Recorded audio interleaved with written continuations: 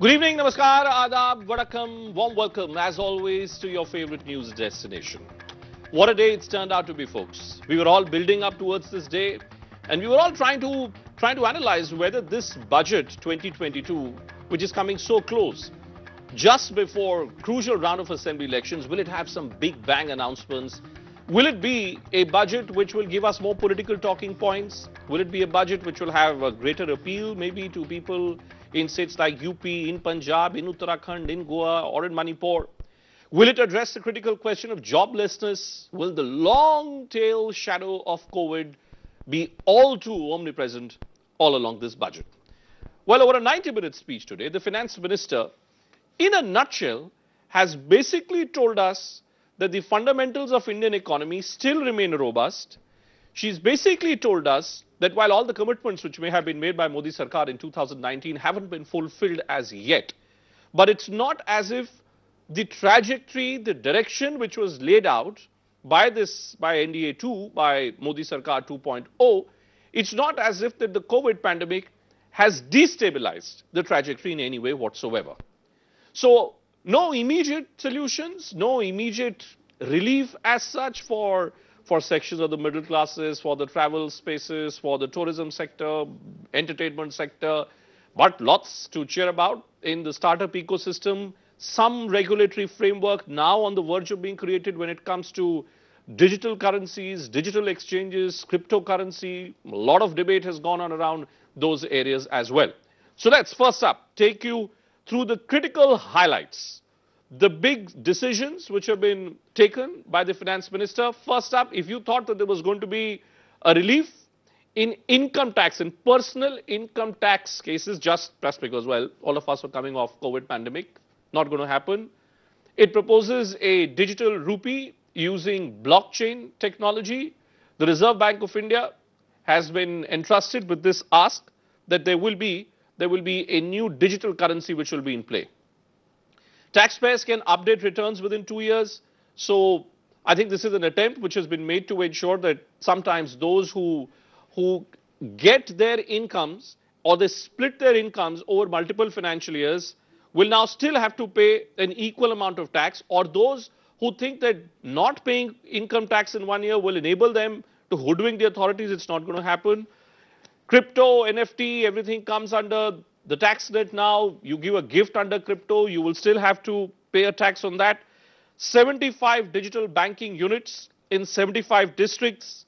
Surcharge on long-term capital gains tax has been capped at 15%, and this was a move which immediately brought some cheer to the markets. Massive rise, massive uptick which was seen in the markets today. Highways, very, very big decision, a critical focus area.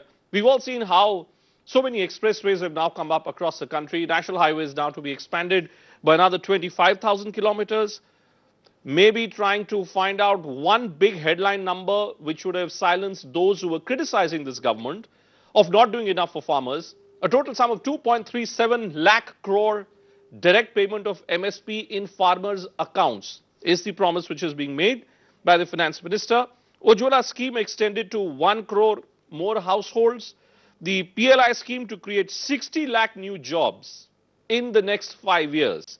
Basically what the government is saying is this: by its massive push for infrastructure spaces, they believe it will lead to more employment generation and a total of 60 lakh new jobs in the next 5 years.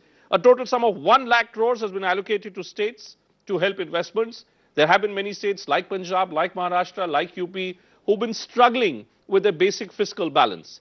A 5-year program to accelerate MSME performance. The backbone of Indian economy, the MSMEs have been struggling for oxygen. The finance minister trying to give some relief to them. An auction of 5G spectrum in 22 is the other big decision which has been declared now. It basically leads us to one conclusion. This is a government which is still betting big on digital ecosystem. It is betting very, very big on infrastructure areas, hoping that investment in infrastructure spaces will spur demand, it will bring in employment, and it will provide us with a more robust economy. Let's play the critical stakeholders' responses for you. The strengthening of health infrastructure, speedy implementation of the vaccination program, and the nationwide resilient response to the current wave of the pandemic are evident for all. The productivity-linked incentive in 14 sectors for achieving the vision of Atmanirbhar Bharat has received excellent response, with potential to create 60 lakh new jobs and an additional production of 30 lakh crore during next 5 years. Infrastructure में जब इस साल 5.5 लाख करोड़ का खर्च हम उठा रहे हैं, वो 34% या उसे थोड़ा कम पिछले साल से कंपेयर करते हुए, और इस साल आने वाले साल के लिए जो बजट आज पेश किए उसमें 5.5 लाख करोड़ 7.5 लाख करोड़ तक पब्लिक इन्वेस्टमेंट मतलब कैपिटल एक्सपेंडिचर विकास का नया विश्वास लेकर आया है। ये बजट अर्थव्यवस्था को मजबूती देने के साथ ही सामान्य मानवी के लिए अनेक नए अवसर बनाएगा। ये बजट मोर इंफ्रास्ट्रक्चर, मोर इन्वेस्टमेंट, मोर ग्रोथ और मोर जॉब्स की नई संभावनाओं से भरा हुआ है। और एक नया क्षेत्र और खुला है और वो है ग्रीन जॉब्स का। ये बजट तत्कालीन आवश्यकताओं का भी समाधान करता है और देश के युवाओं के उज्जवल भविष्य को भी सुनिश्चित करता है।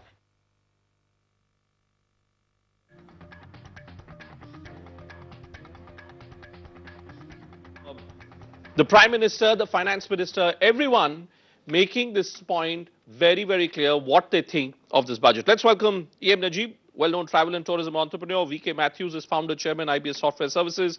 And Dr. Amirullah Khan is professor of economics from the government of Telangana. Dr. Aruna Sharma, ex-secretary, the government of India, live with us as well. Aruna ji, good evening and warm welcome once again. Good to have had you in the morning. Now tell me, Arunaji, I'm sure you would have gone through some of the finer points of this budget. The one line which has stayed with me all through the day's broadcast is this is the government which is promising to bet big on infrastructure. You just heard what the finance minister was also talking about, that infrastructure. Amitabh Kant, Niti Aayog CEO, makes the same point. A commitment that this is the capital investment which is being made versus the actual investment that will end up being made. What do you think of that? Do you think we're on course to invest the kind of money which is being spoken about? Yes, because investment in infrastructure is very important to trigger the economy. So that I will put it as a positive point for the growth. And the focus that has been talked in budget is both rural and urban.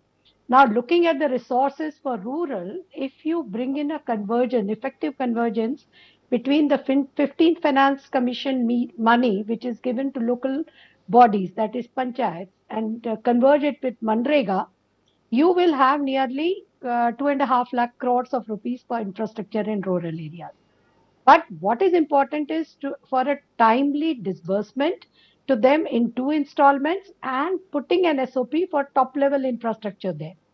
Besides that, at the national level, and urban bodies will also get this 15th Finance Commission, and there is something like Manrega also comes for the urban area, then it will trigger the smaller works of the municipal bodies or the municipal committees.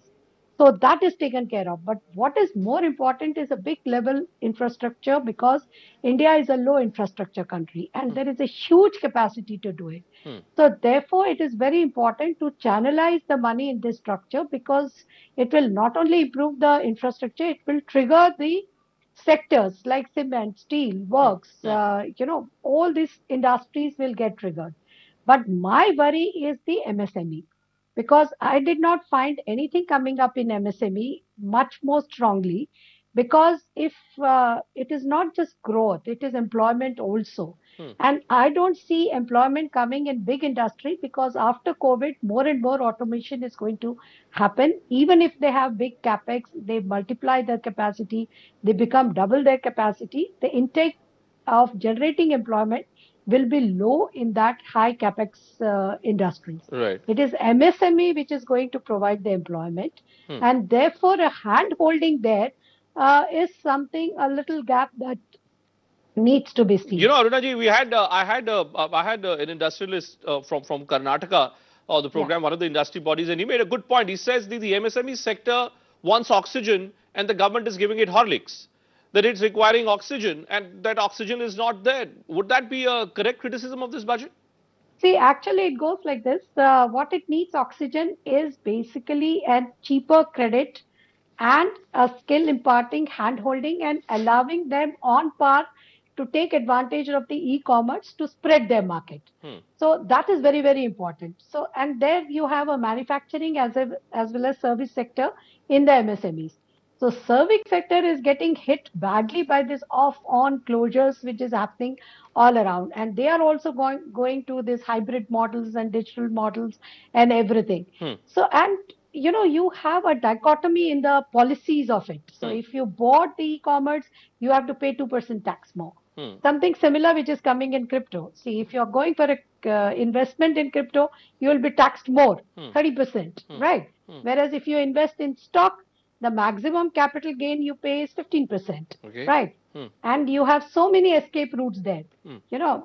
You can avoid capital gain tax from your the speculative market, that is your stock holdings, Hmm. by reinvesting, by buying hold qualified business models, or use tax advantage retirement accounts. A number of escape routes are there. Right. So if we are talking of a digital way, the MSMEs need handholding. Hmm. There is no doubt about it, and a complete focus if our 65% youth is to be productively employed. Okay. So besides agriculture, MSME is very important. Hmm. And agriculture, I'll come. Just stay yeah, with the MSME for a moment, and I'll come to agriculture in a yeah, moment yeah. thereafter. VK Mathews, founder chairman of IBS Software Services, live with us as well, and Dilip Chenoy joining us too. Mr. Matthews, how do you look at this, sir? This the moves which have been made, the declarations which have been done, the announcements which have been made. The criticism which I am picking up is that maybe something more needed to have been done for the MSME sector. Do you agree with that sentiment, sir? Uh, yeah, it would have been better if they have done a bit more. But what I could understand from the budget speech is that they have increased the credit guarantee by 50,000 crores, and also the repayment debt moratorium has been extended until April 2023. Hmm. So this is so at least something has been done, but I fully agree and endorse the view that the party Hmm. or the stakeholders who got hit very badly Hmm. was the MSME sector. Okay. But overall, Hmm.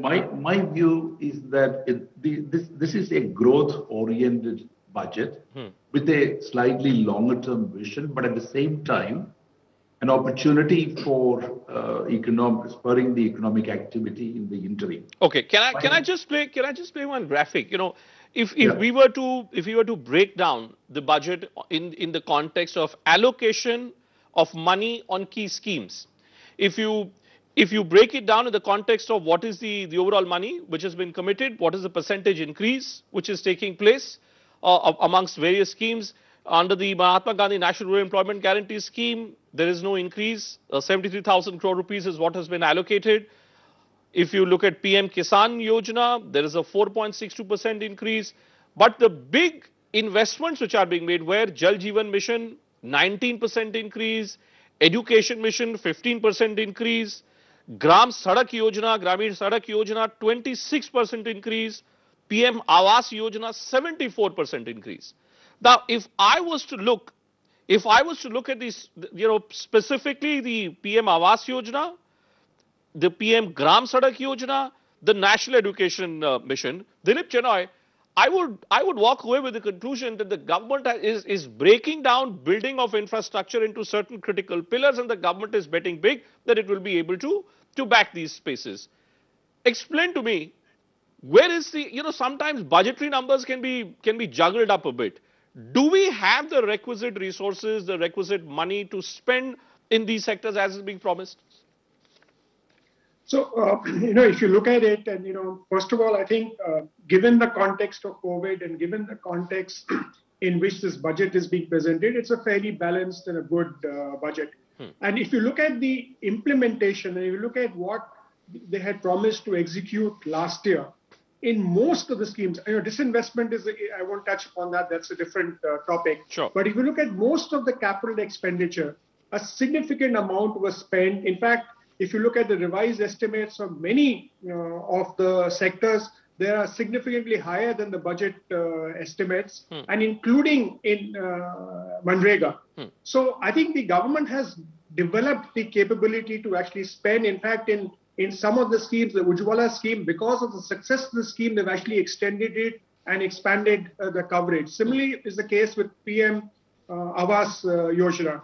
And in the road sector, we are really progressing very fast. Yes, in some pockets, the challenge was there, and therefore the overall arcing PM Gati Shakti, which is looking at the infrastructure as a whole and looking at, not that someone comes and lays the road today and is dug up tomorrow, but to ensure that it is efficiently done. This is actually going to change the face of implementation as we go forward. And I think as she mentioned in the press conference, if there's a need to support some sector or to support something, they're open to it and open to suggestions. Okay. So I do believe that we have the capacity and the capability to actually spend, and a lot of this supplies to these sector, whether it's infrastructure sector, whether it's the housing sector, or any of the the water sector. A lot of it is made by the MSMEs and the small firms, other than cement, which is a different issue. Okay, can I just play one statement which has been made by the Telangana Chief Minister? Predictably, there have been various political responses which have come. Political parties take political positions on the basis of where they are vis-a-vis the central government. Just look at what is being stated by the Telangana Chief Minister, K. Chandrasekhar Rao. Why he believes that this budget has not done enough for creation of jobs. Let's just play that statement for you. I appeal to the people of India after seeing the budget of today. I am totally upset. The false propaganda which has been propagated through the dais of the parliament is totally wrong. Totally wrong. The government of India has no respect for the farmers, no respect for the poor. They are least interested for the welfare of the poor of the country. The budget what they have proposed for the SC, STs of this nation is only 12,800 crores, whereas the population of SC, STs in India is about 40 crores. Is it enough for the welfare of the SC and ST? Government of India is very badly neglected. All right, so we got Dr. Amirullah Khan, a professor of economics from Telangana, incidentally, and that's why I thought it will play that statement which has been made by the Telangana Chief Minister. Dr. Khan, I look at a comparison between what is the commitment which is being made to the startup ecosystem, the MSME and startup ecosystem that we were talking about, and if I compare it to this move which has been made by the government of creating more jobs. So you look at the startup sector, tax relief period extended by 1 year, digital universities to be set up, web portal for skill development, paperless online e-billing system for procurements, and infrastructure status for data centers and energy storage projects. That is as far as the universe of startups is concerned. But when you look at job creation, what is it that the finance minister is promising? 60 lakh new jobs over the next 5 years across 14 sectors, new production of roughly 30 lakh crores, digital ecosystem for skilling and livelihood to be launched. Do you think in this context, the criticism which is being mounted by the Telangana Chief Minister is a valid one? Are we seeing green shoots here of maybe some very fundamental change which is being brought about by the central government? I'm not yet commenting on what the Chief Minister has said, but to your direct questions, look at this graphic that's coming up: 60 lakh jobs in the next 5 years or 6 years. Remember that the Prime Minister had promised 1 crore of jobs every year, and the 60 lakh jobs over the next 6 years, next 5 years, it is. What are we talking about? If we are going to talk if you are going to reduce unemployment, which is right now at a historic high, 23% unemployed youth is something that I think only Algeria has and no other country has. And if we are now going to talk about a few lakhs, when a few crores are applying for one job in Bihar, then the credibility of the budget comes into the picture. Why do you say that? Why do you say that? Why do you say credibility of the budget? Because are you comparing? Thanks for picking that up. Yeah, and that's the point that I was trying to raise with Aruna ji as well. I'm looking at all these big numbers, Dr. Khan, and then I wonder whether there is availability of resources to implement the commitments which are being made in this budget. Is that the point that you're making, Dr. Khan? Very well said. I couldn't have said it better. But let me explain what I'm saying. And the headline that I would write if I were to write on this budget would be that it is a lazy budget. Over the last 30 years of watching the budget, it is always very obvious that people have worked hard. Whether you agreed with the budget or not, you knew that there was a lot of work that went behind the budget and that each number was created from, robust work. This time, you have numbers that are being thrown that dent the credibility. One is this 60 million, this 6 million jobs. What are we talking about? The other is saying in the Awas Yojana that you mentioned, 8 million houses with 44,000 crore rupees. And do a back of the envelope calculation, 50,000 rupees per house. What house are you going to build? And in a year, 2022, when the Prime Minister had promised housing for all. Now, take a look at what is happening with the education budget. The new education policy is going to be implemented this year. The new education policy itself talks about at least a 6% of GDP investment in education. And here we are languishing at 2.5%. But then explain to me, but then Dr. Khan, then look at the other comment which was made by the finance minister, that the January GST collection, which has surpassed 1.4 lakh crores, is the highest ever since this policy was brought in. If everything is so cynical, then how do you get this number? Unless we don't want to believe that number also. No. That I think is a very robust number. But the number is disappointing. You see, we are touching 1.4 lakh crores 5 years after GST was announced. These were the numbers we talked about in 2017. We are worried that the GST number is at 1.3 and 1.4. By any account, it should have been upwards of 2 lakhs now. And that's the worry. And you see, what is also very important to note, and this is again something that strikes at the credibility. The GST numbers are not because of increased demand. The GST numbers are simply because of unprecedented inflation. The commodity prices are at their highest. It's because the prices are high that GST collection has moved from 1 to 1.4 crores in 1 month. Okay. The prices go down, your GST collections go down. So there is really no room to play. And that is why I say that it was lazy. We should have worked this out and explained very clearly that, look, this is the situation. Everybody expects a post-COVID situation to be tough. All right. And there is little fiscal space. All right. And in that, and if you say that, then it's okay to say that, all right, we are reducing NREGA by. So you would have wanted a little more candidness, but I'll tell you what, sir. No matter who the finance minister is, and no matter which the political party is, please don't expect straightforward candor. Certainly during budget time. Just hold on for a moment, because I got Shankar Sharma as well with us. Founder of First Global, has been on many of our programs earlier. Always good to see you. Shankarji, hope you're doing well. You tell me, sir, what do you make out of this? Here, just before you came in, Professor Khan is striking at the very credibility of the budget itself. But let me make it simpler for you. Do you think we got the resources to implement this big dream which is being created by the government in this budget? Or is there a big dream at all, according to you?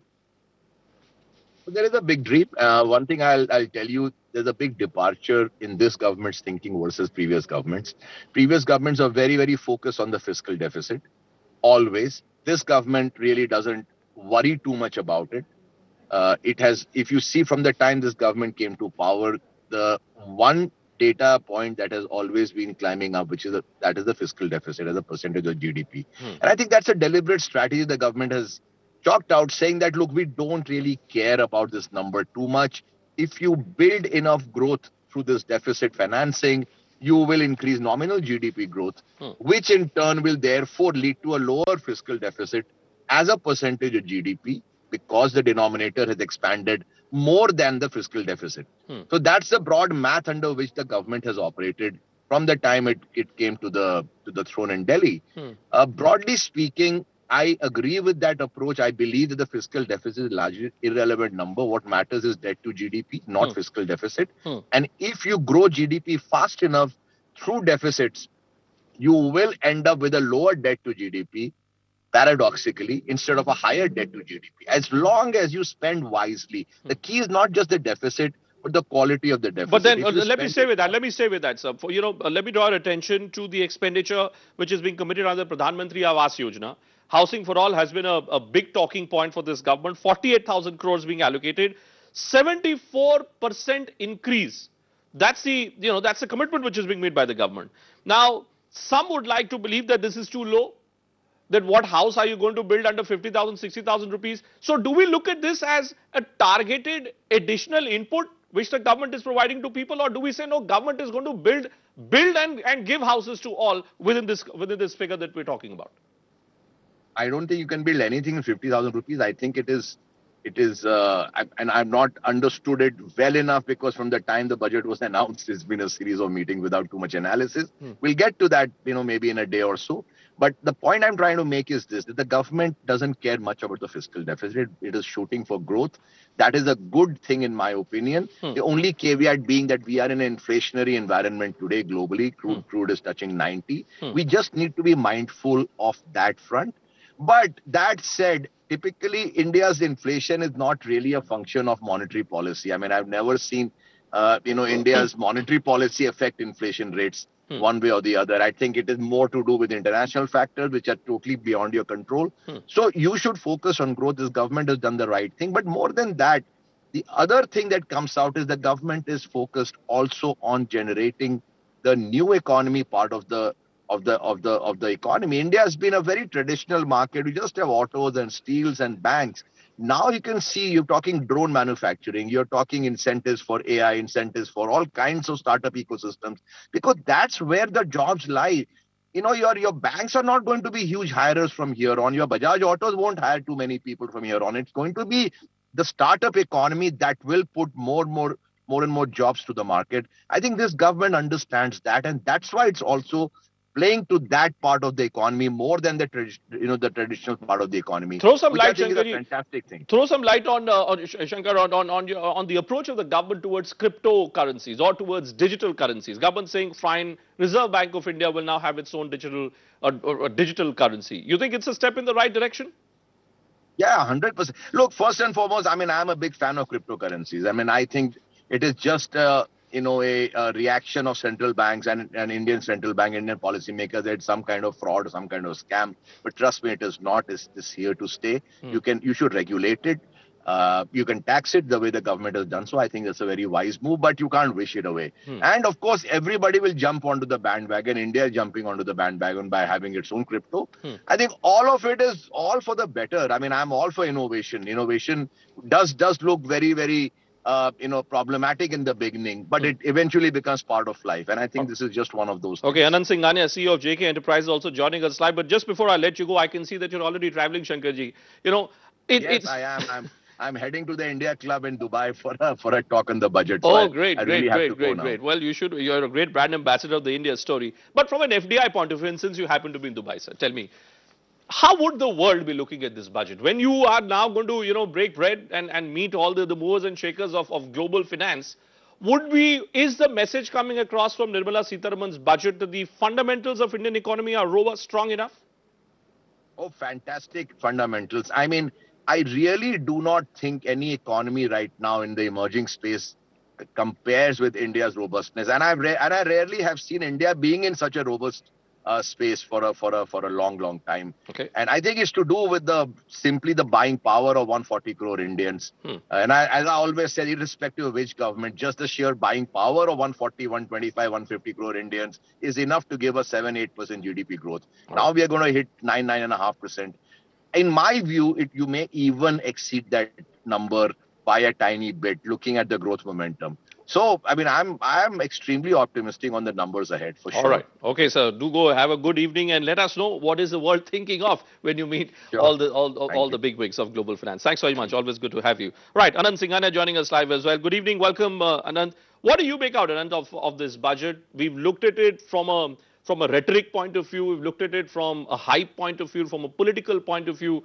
Do you think it provides the relief which an average Indian citizen was looking for post 2 years of lockdown and massive disruptions in the Indian economy? Does this budget tell you that now those disruptions are a thing of the past? Have we buried them clearly, Anand? Good evening. Thank you for having me on the show. I think the budget has been probably not what we expected. We thought with elections around the corner, we thought it may be a populist budget, but this government has stayed away from being popular. They're looking at a long-term direction. If you look at a few things, the capital outlay is very important. 7.5 lakh capital outlay on one hand. If you take the grants and everything else, comes to almost 11 lakh crores.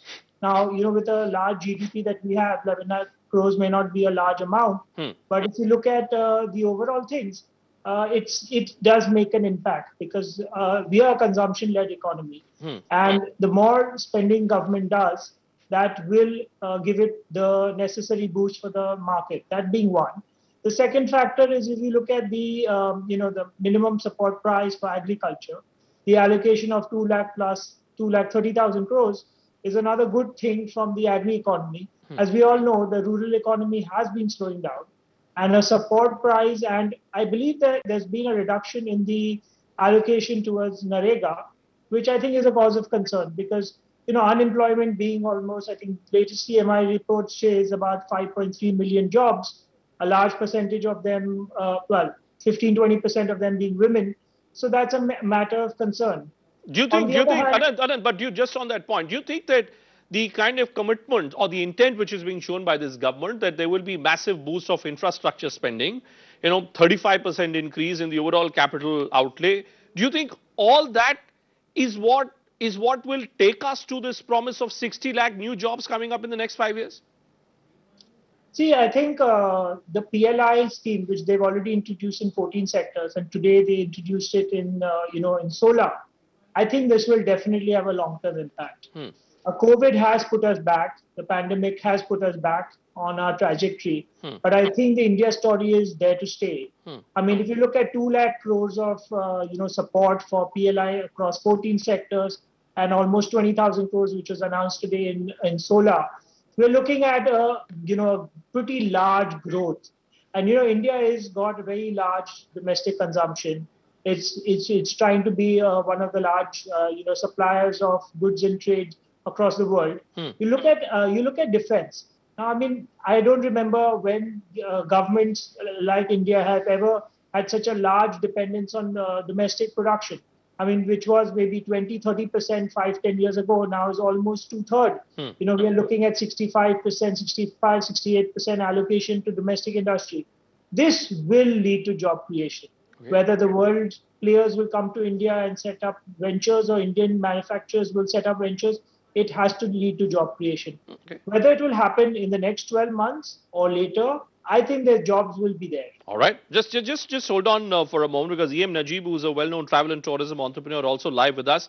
Najib, there has been a lot of criticism about the need for having imposed lockdowns and then the impact which it has had on travel and tourism. Do you think this budget addresses that criticism? Is there some relief for those who have suffered during these last 2 years? I think, everybody is very upset with the budget in the sense from the tourism industry, unfortunately, because we have had a lot of expectations for the survival and revival of tourism in this budget. We have also demanded a lot of, facilities for the tourism to come up because all of us know that tourism has been the worst affected, the most affected. And, even though the ECLGS scheme came and also there is an extension now with the moratorium for another 50,000 crores up to 2023, it is really not going to help us in the expected level because the tour operators are not included or they have been already in problems. The hospitality sector also in real shape problems. See, the aviation sector, the hospitality sector, the tour operating community should have been really given a good relief, and we were expecting that there will be good relief by extension of. But Najib, I'm looking at some products. Najib, I'm looking at some list of products which will get cheaper and what will get costlier. So if you look at imitation jewelry, it will get costlier. Smart meters gets costlier, and what gets cheaper? Leather products are getting cheaper, clothes are getting cheaper, farming goods are getting cheaper, mobile phones and chargers are getting cheaper. So if you look at this list of what gets cheaper and what gets costlier, do you not think, Najib, that maybe the government somewhere is trying to boost consumption? At the end of the day, travel, tourism, everything is about consumption, no? So if you boost consumption, it will end up creating the right ecosystem maybe for people to travel and for people to spend more on tourism. Do you agree with that kind of a list, that scenario? No, actually, the government, the government's intention is very good. Like, through the infrastructure investments to create jobs and support the trade and industry is fine. Absolutely, I welcome that movement. And also, like you said, if they increase the, sale of consumer goods, it may indirectly, benefit the tourism industry. But the important thing is the industry is in a totally different situation now. Industry wants to revive. The millions of jobs have been lost in the industry. You're talking about 60 million jobs coming up through these investments, but we have, a lot of MSME tourism sector shops have been closed and jobs have been lost, and people are really looking for other jobs. So in that kind of situation, there should have been a relief package for the industry per se, and that would have helped us, very very well to come up and come back. The foreign exchange earnings of the tourism industry. The reputation which the industry has created through Incredible India campaigns, and the employment generation which has happened in the tourism industry. And you look at the aviation sector has been doing fairly well. Air India has been, the government has come out with giving to Air India the private sector. So all those, when you do all those goods, some sort of schemes, but the industry in the death stage, in the deathbed. So it should have been revived. That is why we are talking about there should be a relief package for the industry to survive and revive. International flight operations have not been started. And domestic tourism, it was coming up in the last, November and December. But because of the Omicron, 30 to 40% business have come down. Mr. Mathews, look at the demands which are being made. And when this question was raised out of the finance minister, that why is it that there have been no relief to individual taxpayers in order to give them maybe more money, the finance minister was clear. Well, the thing is that I have not increased taxes as well. But now you put this in the context of what Najib speaks about. You think that this is a missing part of this budget? So this is how I see now the economy after the last year's dip has come back to pre-COVID levels. We had a 6.6% contraction and an expected 9.2% growth, which puts our economy size in the economy around 2% above the pre-COVID levels. Now, if you really look at that, means the economy, the size of the economy is there, and I don't think there was any withdrawal of anything or reduction of anything. It's just that the focus and the impetus. That means if we really look at in 19-20 budget and even the previous year, our growth was stalling. India growth was actually stalling and it was coming to 5%. And sometimes we were even thinking that it could even, realistically, it could be between 4 and 5%. Now, that's the reason in most of the areas, whether it's Narega or any of those schemes where money was actually going directly to the citizens, that is not stopped. But on a relative basis, more impetus has been given to infrastructure, plus very important one is to look at areas that will create meaningful jobs like digital technology linked businesses. Because the future of jobs are changing. And so therefore the focus to that area where new jobs will be created is very much there. And in my view, if you really read between the lines, all of the ease of doing business initiatives and all of the initiatives, and including infrastructure one, all of it would require considerable part of technology innovation and digital innovation, whether it is e-passports, all of that. Dilip, I'm seeing, Dilip, a lot of our viewers are watching this broadcast, are tweeting, and they want me to put this question to you, that on one hand, tax rates have been reduced for cooperatives to 15% from 18%. There is, on the other hand, there is a 30% tax on virtual digital assets. tax deduction limit increased from 10 to 14%.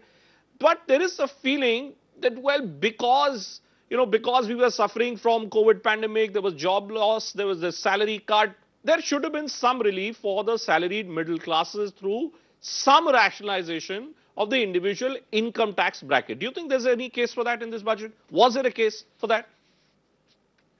I think, this whole income tax thing, I think what the finance minister and her team, actually there was a related question asked during the press conference. And I think the whole thing was that, in last year's budget, they actually gave you an alternate method of paying tax. You had a lower tax rate if you didn't take deductions. And for the corporate sector, what actually came out very clearly was that 68%, and that's the number that that Mr. Bajaj talked about, actually opted for the new system and paid lower taxes. And they feel that in the personal regime also, but because the last date for filing returns and all has been extended this year, so they don't have the data. They felt that by people actually transferring into the new system without exemptions, they will end up paying lower taxes. I think the changes in the MAT and in the other things that they made for the cooperative sector was just to equate it with the companies because they were paying a higher tax rate and higher MAT than normal companies. So that was an equalization done. And similarly, for the NPS, the state government employees had a lower deduction than the central government employees. So they did the equalization there. I think most of the tax, proposals in this budget are for simplification and for actually creating trust and transparency going forward. There's a double-edged sword. If they had actually given tax benefits this time, a lot of people would have criticized it, saying that you're doing it in view of the state elections that are actually coming up. So it's actually a fine tightrope that the government had to walk. Yes, I think there's a time for it. A lot of people felt that ATC limit has not been increased for considerable period of time. It can actually increase it. But then, the counter view is that that will only benefit a certain section of people who are not necessarily the low end of the taxpayer. So I think that's the multiple challenges that were being faced there. Anant, a quick final word from you, Anant. We're looking at what's, if there is a case at all, as is being made out in every budget, honestly, individual taxpayers always believe that they're getting a raw deal. But given the fact that we are coming out, after 2 years of COVID pandemic, was there any case at all for any relief to the individual taxpayers here? I think definitely there was an ask that taxation should have been reduced. Maybe just just from a sentiment point of view, if they had just made some announcement, I think the market would have really appreciated it. But on the other hand, if you look at capital gains, they have put a cap on the surcharge, which goes up to 37%. They brought it at par with dividend at 15%. But I was also informed sometime this evening that, there's the devil in the detail. So I believe some of the tax proposals on direct tax refer to retrospective taxation going back all the way to 2005 in the case of education cess, and certain things going back to 1st April 2021. Now, I really hope that the government doesn't really enact any retrospective taxes, because, it goes against the very grain of, doing business, because, when you do your business, you know what to expect. And if government does any legislation which backdates it, it's very, unfriendly to business. Okay. And we are looking at ease of doing business and, making things easier. So definitely we expect that the compliance costs should go down. Okay. And I also believe in the GST, they have brought in stringent norms for input tax credit, which can cause further hardship to taxpayers. Further, I think, but if you look at the numbers, 1,40,000 or 1,41,000 crores is a very, very formidable number for GST collections, which shows that, the market is bouncing back, and luckily Omicron is on the way out. So I think we are quite hopeful for the economy. All right, gentlemen, thank you so much for joining us on our big debate tonight and turning the spotlight squarely on what do we make out of this budget. The overwhelming consensus I hear is this, that while certain sectors like travel tourism, of course, will have a logical case and rightful case maybe that they required perhaps some more relief. But the overwhelming consensus is this is a budget of hope. This is a budget which is dedicated to infrastructure. So let's keep fingers crossed and let's not lose hope. Let's remain hopeful. On the other side of the short break, big newsmaker joining us, Aditi Anantarayan, in conversation with Union Minister Rajiv Chandrasekhar.